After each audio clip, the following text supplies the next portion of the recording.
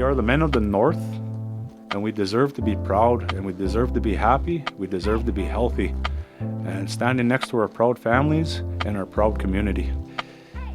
It has a lot of potential, but like I said, I am asking for help throughout the whole community of Northern Saskatchewan and to get this lifted, to get this off the ground for every man, woman, and child. So we are going to get to Chris's full interview in a moment, but I do need to let you know Men of the North are seeking aid in a few forms. Financial donations, of course, or leads on grants, sources of funding, your perceived issues, and if possible, your participation in meetings. If you can't attend or would rather not, food or a meal is always appreciated, and you can talk to Chris to work that out. Here at the NBC Radio News Network studios, and our guest today has just started a men's help and advocacy, conversational healing, inclusive group for the Ronge area. I wouldn't say inclusive. I'd say just support group for all men 18 plus. Doesn't matter whether you're Aboriginal, non-Aboriginal, minority. It's for everybody. Give us an introduction of yourself and maybe introduce the group through your own words. Okay. Well, my name is Christopher Merasty, and I started the men's group here a few weeks ago. It's started in the tri-community of Lac La Ronge, Northern Saskatchewan. And I wanted to start this group because I had a gentleman a couple of weeks ago come up to me. I just met him on the street. And he basically looked like he was crying. And he had no place to go. He had no money to his name. The Scattered Site Shelter banned him from staying there. So he's basically without a place to stay. And I offered, I took him in and I put him up in a room for a night. As I look around the community, I see a lot of support groups out there in our community. The Women's Center downtown, the Women's Shelter. They have a women's club. They have a grandma's club. They have a mother and child club. They have a family wellness club here in town, but they don't have anything for the men. And it's a need. Our men are essentially, they're hurting and they need help. And so what this support group is for that men to get that help that they need, to be supported, to be guided, to offer that, I guess, that support that they need to heal those wounds that they have. So you are just intuited or understood a need and are trying to act on that need. Yeah, that is correct. I went on this on kind of a thought, an idea. One Sunday, or I think it was a Saturday or Friday, I can't remember what, but I decided just to, you know what, I'm going to roll with it. Let's get it out there. I started Facebook and I started making posters. I started running all over the community, looking for a place to host these meetings, looking for places to hang up posters, get the advertisement out there. And then I think our first meeting, I think we had... when was that? On the 26th of January, on Sunday. I believe that we had 16 or 17 guys sitting in the meeting, and nice. It's pretty good for a first meeting. It was, and we discussed mental health and mental health awareness. We went over some issues, and we had a bite to eat, and then we all communicated, came together, put our some of our problems and our issues and our concerns out on a table for other men to listen and to offer their own, experience into that, whatever it might be, kind of issue that they're having. You try to stick to one theme, predetermined theme per session. Yeah, that's correct? Yeah. I'm only putting these on for an hour a week. So, the more and more guys that I get, it's going to be, harder to keep Keep them on task. yeah, keep them, well, I wouldn't say necessarily on task, but it's going to be harder to approach different subjects just in an hour. So we try to keep it based on one topic, and that way it gives those guys within that 1 hour the time that they need to, talk about the problems that they may be having on that certain topic. Like this weekend coming up here at 5 to 6 downtown at the Pewaupin Women's Center, is we're having the topic is about relationship. And what that is what does relationship mean to you? What type of relationship are you in today? What type of relationship have you had? And is there anything that you need to ask for help with? And so we bring that to the table, and men sitting around the table will offer their guidance, their support, without any discrimination or judgment or anything like that.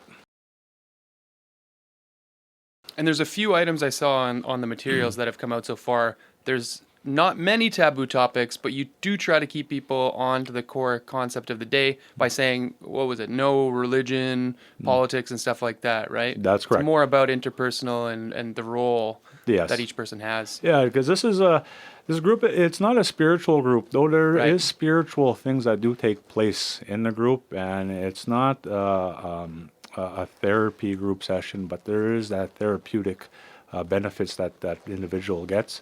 And it's not a self-help group, even though that individual does get the help that they need.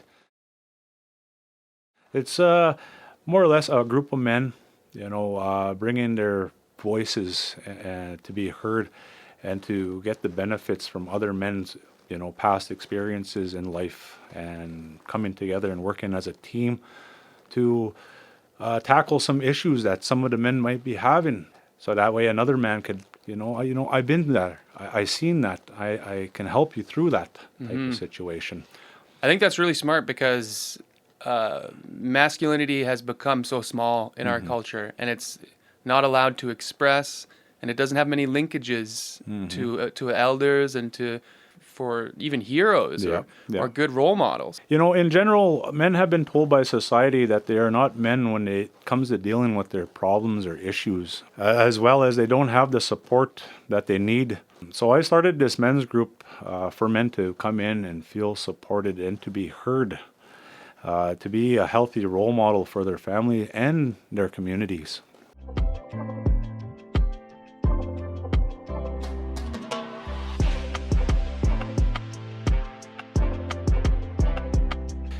This will help men in our community by getting an opportunity to speak and be heard, and not only to bring their problems to the table, bring their recognition, their successes, their achievements, bring that to the table, and get praised, get that recognition that they want or they need, type of stuff. So it is an ongoing goal for this men's group.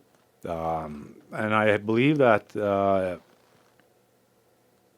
it will go on for years to come. And I mean that's what the men here and every man out there, they need that help. They need that support. They need that guidance. They need that wisdom. So like I said, it's an ongoing goal to be a space and a place to provide support for men to be healthy and the best that they can be for their families and for their communities. So walk us through, I know you've only had, a couple sessions so far, but what's the typical, what can somebody expect if they come to one of these things? Are you leading it? Is everybody on equal footing? How does it proceed? When you come in, there will be somebody sitting in the hot seat, and what that person what is that? Initially does, it is a person kind of sits at the front of the table, and he'll go over the guidelines. Then he'll let everybody know what the agenda is, and let everybody know the topic of that week. And he'll either come in and he'll put some of his personal stuff down, and then if he doesn't want to, he can pass it on to somebody else or whatever. And then basically we'll go around the room, go in introductions. If you want to bring something to the table about the topic, then you have the opportunity there. And if you have any problems or any successes or achievements that you want to bring to the table, that get the praise and the recognition, the help, the support and the guidance. That's what the men's group is about. So it's, I think me being not knowing as much about your intent or just hearing about this, I think I did fall into that trap of thinking it was self-help, but it seems like you're saying it's more about solidarity, like celebrating success as well as trying to overcome some difficulties. Yeah, that's right. I mean, I don't want to just think that there's a problem for men to come in and, oh, poor me and all that type of stuff. It's not like that. It's a place that they open up their hearts and they, start digging in those deep layers and start healing those wounds and that type of stuff and being supported to do that type of stuff in our men's group. Absolutely. What were, really quickly, the age range or demographics of the first couple meetings? Can you infer anything off that? The age range was 18 plus. I think our youngest gentleman that we had there, I think about 21 years old, and the oldest, I believe, was about 50, maybe 60 years old. So it's all varies ages. It's not, just isolated to certain people or certain genders. We all have our own paths in lives, and we all live that. But if we can come down and sit at a table and share our experiences and listen to experiences, and that's going to make us a stronger community, a stronger person individually. And it's going to make us proud to be the man that we need to be. Nice. So can you tell us really quickly a little bit about, we've talked now about what's happening, but why did this happen? What spurned this in your life? Did you have a difficult history yourself, or how? You mentioned a little bit that meeting that man that you helped, but was there a history before that? No, it's I was, going around the community, and I listening to stories and knowing that there's a need for help through the men, and there's no place in town to sit and converse with other men in the community. We go to work, we live our daily lives and that type of stuff, but is it where we go and we share our personal lives, our, maybe we have an absent father wound that we want to heal, or an absent mother wound that we want to heal, or an addiction problem that we need to heal, or, some sort of jail or incarceration wound that we need to heal.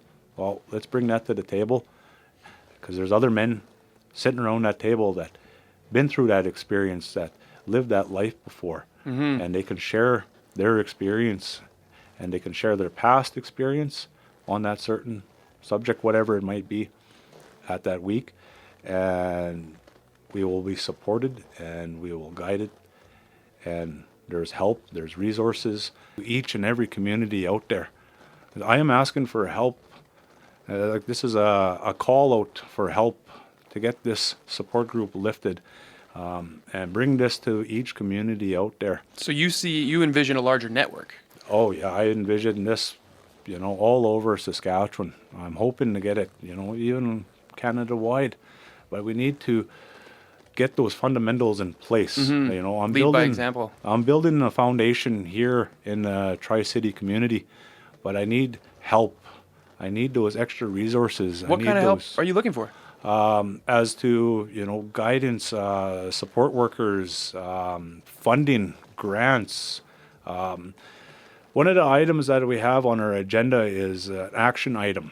And what that means is, during the week, in between the week sometime, is that a group of guys will get together, either go fishing, have a barbecue, go skating with their families, go golfing with the boys or with the guys, and that type of stuff.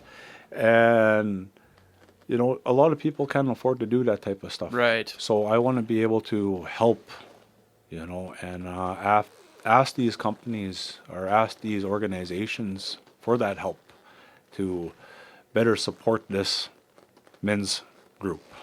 You were looking for a location, but you mentioned earlier you've found one for now. Mm-hmm. So where is that again? Where will these be taking place for now? Downtown at the Peepaupin Women's Center downtown, right across from the medical clinic. Every Sunday from 5 to 6 is our goal. And it is subject to change. Yes. It all depends on the guys during that meeting. If they want it on a Thursday or if they want it on a Friday, we'll all vote on it, and then we'll move it to whatever day. But we will give, advancement notices and all that type of stuff. So it's all subject to change. It all depends on what those guys want during that meeting. But regardless of where it's hosted, we are still looking for any leads on grants, any extra funds, coffee, food, that kind of stuff. Your group is welcoming those kind of things. Oh yes, yeah, definitely. I mean, there is support and funds and grants available, but We can always go further. yes, definitely. And I like to work with communities across northern Saskatchewan on this. Give the Peepaupin Women's Center of Ronge a call as soon as you find out about this, and please let's get this rolling out there for the men, because the men need help. There's an increase. I was looking at the newspaper last night, and there's an increase in our incarceration. There's a big increase there, and the Onion Lake is asking for help with gangs, drugs, alcohol, domestic violence. Even here in our community, there's a big increase in domestic violence. Yes, there is. And with this program, I guarantee you'll see a decrease in those numbers. I hate to say it, but I believe the statistics will back me up in saying that the men tend to be the perpetrators. So I know some people might hear men's group and then see it's being held at a women's center, kind of feel weird about that. But similar to what we talked about with the Lac La Ronge Indian Band's new center opening up for addictions and wellness, separating the genders is actually scientifically proven to be more efficacious. I'm not sure if that's the word. More effective. More effective. So I think that what you're doing does have grounds in the past and in our future. And I think it's smart because, like we said, masculinity, it closes us in. It makes islands out of men where we're not allowed to be vulnerable or share. Yeah. And we need to deconstruct those thoughts, because society has been like that for years. Like I've been growing up, raised by my grandpa, and every time that I had an emotion or wanted to cry, he'd, give me a smack upside the head and tell me to get back to work. So be a man, suck it up. You're not allowed to cry. Well, We've all heard that. And so now what this support group is helping with those wounds to heal, to get those guys together and share those experiences, those past experiences, even the experience that they're going through today, and bring those to the table, and that way we can help, fight these dragons, I guess, so to speak, as a team. Because there is an army that is willing to help, but we just got to reach out there and ask for it. I think that's really wise, and you've invoked a little bit of really colorful language with dragons, but I don't think that's too far in the clouds. We talked a little bit yesterday about how there's a lack of Indigenous and non-Indigenous male role models outside of the fantasy realm, and we do need more warriors, more men that take pride in their position. So we've got somebody else in the studio, a couple of gentlemen here that have joined Chris, and they have something they can add about that warrior concept. Hi, my name's Dennis Caplet, and I'm part of the group. I just recently attended one of their meetings, and being a First Nations person myself, one of the things that was taught to me is warrior mentality. And somewhere along the way as men, we've lost our ability to be warriors. And what that's done is you can see it kind of filter down through our children and our grandchildren, our homes and our communities.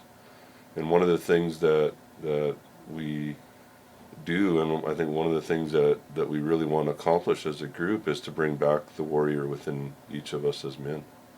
And with the strength of doing that, what that's going to do is be able to allow us to be more productive members of the community. It's going to allow us to give hope to other men.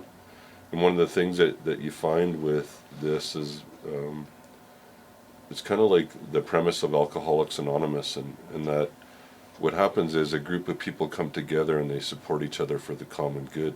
They share their experiences, strengths, and hope with one another so that everybody can heal. And I truly believe that, like, I'm really impressed with what Chris is trying to do. You know, the thing that we, when we talk about men and emotions, and one of the things that we talk about is that it's not okay for men to cry. You know, it's not okay for men to show emotion. But in actual fact, it is. It's a part of being a warrior. So what we hope, and I think, you know, one of the things that I pray that happens with this group, and hopefully others like it, is that we'll come together as men and become warriors again, and take care of our communities and take care of our children and our grandchildren and our families, and be those role models that our young kids need. It has to start somewhere, and I have the utmost respect for what these guys are trying to do here, and that's the reason why I'm here today, is to support him and let him know that, like, I'll stand shoulder to shoulder with him with this stuff just to make this happen. So that's why I'm here. Amazing. Yeah. So do you have anything you wanted to add on that concept? Well, Sean Olson here. This men's group is needed, and when I seen the posts of it or whatever, I jumped on board right away, because we always need help, and it's good to have a group of guys where you can actually share your feelings and it's confidential. You know, there's support, and that's the great thing. The vision is big, and this is the start, and I hope it goes even bigger. And thank you for your time. Thank you, gentlemen. One thing that just came to me as I was listening to the added conversation there. Speaking of warriors, I know that can invoke violent imagery, but maybe the dragons that we're facing now have taken a different form. Mm-hmm. And the kind of warrior spirit that we need isn't wielding weaponry. It's being able to console our brothers and have their shoulders and things like that. You know, maybe the enemy has changed. No, yes, it definitely has been. I mean, with the amount of addictions, drugs, and all that, you know, lack of support out there that us men that we need, that we're crying for. This men's support group is going to help with that, and I guarantee that you're going to see a decrease in the domestic violence, into the incarceration, into the drugs and alcohol, into the gangs, all that type of stuff. It's going to start decreasing, and I mean, for me, I only came here today to get this message out there that we need help. This men's support group needs help. It needs to be lifted off the ground. And I'm asking for, you know, all northern communities, all the leaders of those communities to come together and work on this as a team to, you know, adapt this program, to adapt this workshop into their communities, and bring it out there so that way, you know, the men have a place to go too. I know there's communities out there that are small and people don't, you know, talk or communicate with each other like they should. And this is what this group is going to do. It's going to bring those communities even closer. And it starts with the men. The men need that. They need to, you know, be able to go out to the community and shake, you know, their neighbors' hands, or shake their, you know, person down the street. You know, they need to shake hands as they go about their day, and they need to communicate with other men. You know, they need to know you've been through that type of situation, so have I. You know, so they can form a better connection by listening to other men's experiences in life, and even, you know, have some sort of insight with their own experience in life, type of thing. So Absolutely. I think your intent is very pure, and that's what comes through immediately talking to you. And you're addressing a concern on multiple levels, like we've talked about: addictions, incarceration, many issues that hit men very hard and are disproportionately represented in those systems. As your group scales, I know that just before conducting this interview, we were talking to a woman who was bringing up this concept. Your intent is pure, but what happens as the group scales, and if you encounter these difficult problems, how do you plan to address things that are outside of your realm of expertise? Are you open to partnering with other yes, organizations? definitely. I went out to mental health. Mental health has offered me support. Nice. ICFS has offered me support. I'm hoping that the Lac La Ronge Indian Band will open up and offer me support there. I even asked Gary Vital to come in and sit in. He'll be here Monday. He'll be here on Sunday. Oh, so you asked him to come in. I asked him Very to come smart. in and sit in the meeting, and I'm hoping that maybe one of these days this will even fall into Justin Trudeau's doorstep and If he's still in office. and get him, you know, supporting this, supporting this concept, supporting this idea, supporting this workshop, to support this program, to, you know, get it stronger, get it out there, bring it to, you know, every man in every community. I can see why people would knee-jerk reaction to asking you about your qualifications, but at the same time, all of us have been in doctors' offices and specialist therapists, been in those institutions with accredited people who don't have a heart, who don't talk to you like a human. So sometimes that's almost more valuable in healing and recovery than having somebody with a degree tell you what the book says, right? Well, So that's that's right. what I interpret from you, is that sometimes what men need is just a place to be heard, and that you will responsibly react to what needs they have, Oh, if that's that right. needs some higher involvement or not. Is that correct to say? No, that is definitely. I mean, sure, you can have, you know, 2-3 degrees sitting on your wall, but if you haven't lived or experienced what, you know, this individual has been through or is going through today, and there's no way that you can connect and yes. offer him any sort of support or guidance Yes. or help in Yes. that way. Yes. And to me, I don't care how much, you know, drugs or medication or books you throw at this person. This person's not going to see. He's not going to get it. He's not going to want it. He's going to go the other way. Whereas if you bring him and sit him at the table with us and let him share his experiences and let him listen to our experiences, he's going to get something from that. So inspiring. It's seldom that we see people intuit a need and act. And that's what comes across here, is that you are simply acting and with the greatest intent. And that's very inspiring. Yeah. Have we missed anything? Is there anything else you'd like to add? Yeah, I had a final message, and this message, like I said, is going out to all communities across northern Saskatchewan, to all the leaders of those communities, that I am asking for help with extra resources and support in order to keep this men's support group permanent and be something that we can be brought to all our communities across northern Saskatchewan, and for every man, woman, and child to support their needs, because that's what we need right now. We need support. We need guidance. We need wisdom. And coming together at a table and sharing our experiences there's nothing better than that.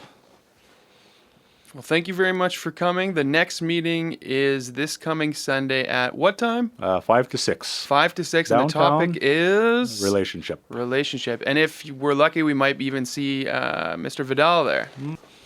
Well, Christopher, a man who cares about men, thank you for living here and starting this group. I know I appreciate you, and the people of the Ronge and Tri-County community really appreciate you in this effort. Keep going. Oh yes, oh yes. It definitely it's gonna go. It's gonna go, and it's gonna keep going.